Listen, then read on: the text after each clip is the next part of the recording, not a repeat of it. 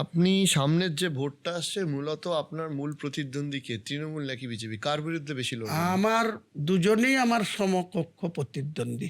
আমি আজকের দিনে নির্বাচনের ময়দানে আমার যে পার্টি, সেই পার্টির মূল লক্ষ্য হবে যারা ক্ষমতা ধরে বসে আছে 14 বছর ধরে, হুম লুটের রাজনীতি করছে, অস্বচ্ছতায় ভরে গিয়েছে, দুর্নীতিতে ভরে গিয়েছে, ভোটও নিচ্ছে, টাকাও লুটছে, এইসবের বিরুদ্ধে।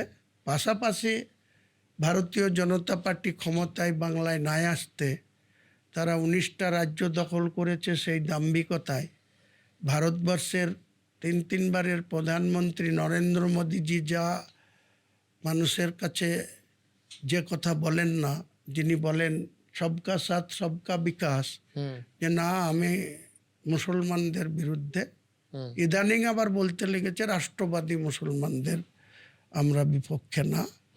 মুসলিম জনতাকে ভয় দেখানো, শুভেন্দু ভয় দেখাচ্ছে, পাশাপাশি মমতা ব্যানার্জি ভয় দেখাচ্ছে।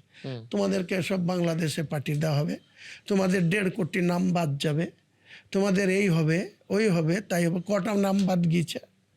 মুসলমানদের কটা নাম বাদ গিয়েছে? মুর্শিদাবাদ জেলায় কোনো বেআইনি মুসলিমদের আজকে প্রমাণ করতে পারেনি এসআইআর ইলেকশন কমিশন।